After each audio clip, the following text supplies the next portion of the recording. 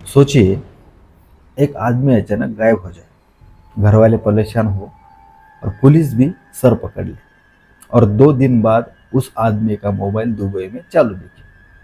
क्या वो सच में भाग गया या किसी ने उसके साथ कुछ किया और सबूत मिटा दिए? आज की यह कहानी ऐसे एक मामले की है, राजेश नाम का एक आदमी की जिसका गायब होना एक रहस्य बन गया और एक फोन का डिजिटल ट्रेस सच्चाई तक पहुंचने की सबसे बड़ी कुंजी बन गया। राजेश एक 32 साल का एक साधारण इंसान था। पुणे की एक निजी कंपनी में काम करता था। कंपनी का नाम मैं नहीं बताने वाला। अकाउंट सेक्शन में वो काम करता था। शांत स्वभाव का, मेहनती और ईमानदार ये इंसान था। पत्नी सीमा और 6 साल की बेटी सानवी के साथ किराए के फ्लैट में ये तीनों रहते थे। पड़ोसी कहते थे राजेश तो हमेशा अपने में रहता था, किसी से कुछ लेना नहीं देना नहीं। ऐसे का राजेश एक साधारण आदमी था, किसी से झगड़ा नहीं, जीवन एकदम सामान्य था, रोज की तरह चलता रहता। लेकिन 10 मई की शाम जब कुछ बदल गया। उस दिन राजेश ऑफिस से देर रुका। मतलब उसने फोन करके बताया कि आज थोड़ा काम बाकी है, मैं थोड़ा देर से आने वाला था, 9 बजे तक आ जाऊंगा, ऐसा उसने फोन पर अपनी पत्नी को बताया था। उसके बाद 11 बज गए, 12 बज गए, उसका फोन बंद आ रहा था। राजेश घर नहीं पहुंचा। पत्नी ने पहले ऑफिस कॉल किया। सबने कहा कि वो तो 9 बजे के आसपास निकल गया था। फिर दोस्तों से पूछा, किसी को कुछ पता नहीं। अगले दिन सुबह उन्होंने क्या किया, पुलिस के पास मिसिंग रिपोर्ट दर्ज करवा दी उनकी पत्नी ने। शुरुआत में पुलिस ने इसे सामान्य मिसिंग केस समझा, पर जब राजेश का मोबाइल लगातार बंद मिला तो शक गहरा हुआ। पुलिस ने सबसे पहले राजेश के कॉल डिटेल्स यानी कि सीडीआर निकलवाए।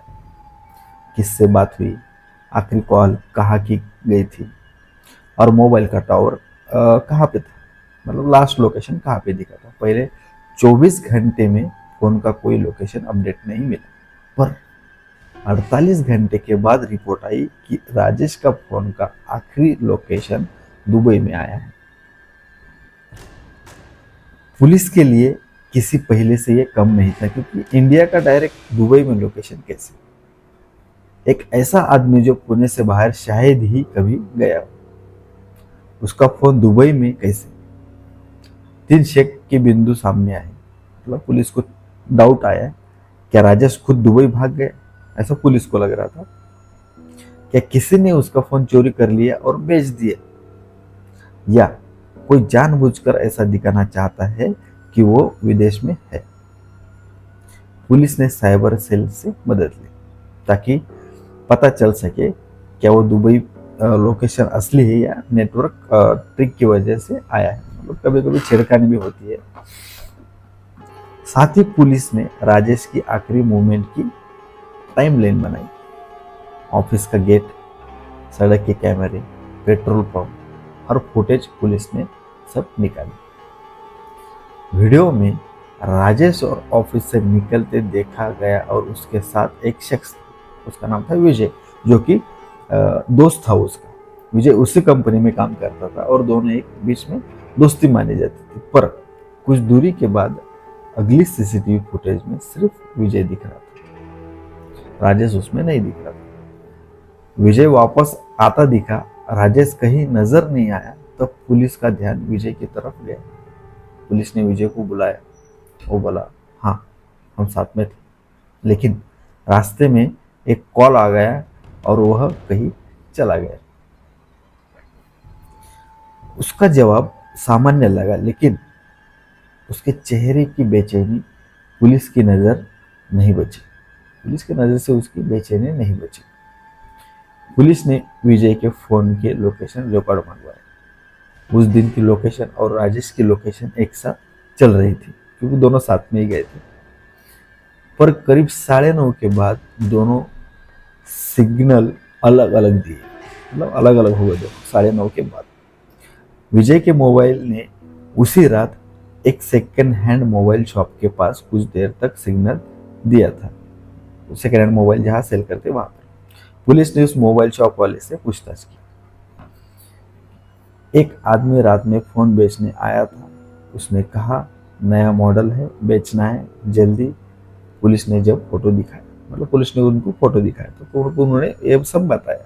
वो दुकानदार ने, उसने कहा हाँ यही है कि ये आया था और वो फोटो विजय की थी। अब पुलिस को शक नहीं तो पूरा यकीन हो गया था कि विजय जो है वो पूरा का पूरा झूठ बोल रहा है। फॉरेंसिक टीम को लगाया उस जांच के लिए। उन्होंने उस जगह की मिट्टी और सबूत इकट्ठे किए जहां आखिरी बार दोनों दिखे थे। वहां उन्हें कपड़े का टुकड़ा और रक्त के कुछ निशान मिले। डीएनए टेस्ट में वह राजेश का ही निकला।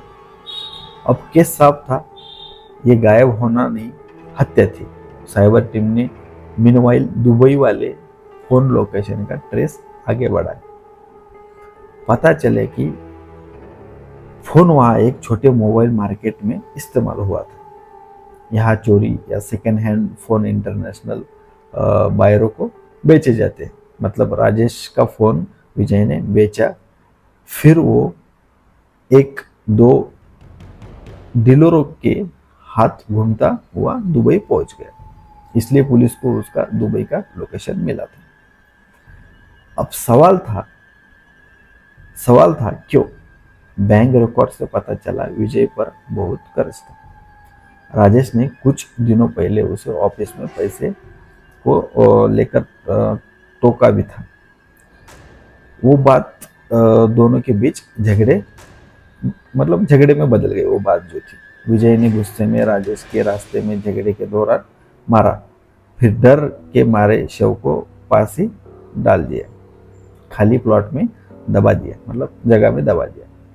फोन और वॉलेट बेच दिए ताकि कोई पहचान ना सके। पुलिस ने विजय को सबूत के साथ हिरासत में लिया। CCTV footage, forensic report, DNA match और मोबाइल ट्रेसिंग, सारे तीर उसी की ओर इशारा कर रहे थे। लंबी पूछताछ के बाद आखिरकार उसने कबूल कर लिया, हाँ मैंने गुस्से में कर दिया, मैं डर गया था।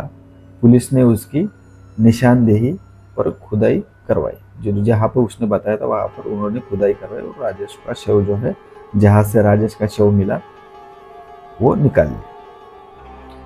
मामला अब कोर्ट में गया। राजेश के परिवार को इंसाफ मिला। विजय को उम्र कैद की सजा सुनाई। लेकिन इस केस के एक बात साबित कर दी, इस केस ने आज की दुनिया में सच छिपाना मुश्किल है। एक मोबाइल की एक लोकेशन और कुछ डिजिटल डेटा इतना काफी है किसी गुमशुदा राज को खोलने के लिए। कभी कभी साधारण फोन ही सबसे बड़ा गवाह बन जाता है। सोचिए, अगर वो फोन दुबई में एक्टिव न होता तो शायद राजेश का केस आज भी अनसुलझा रहस्य कहलाता। तो बताइए, आपको क्या लगता है?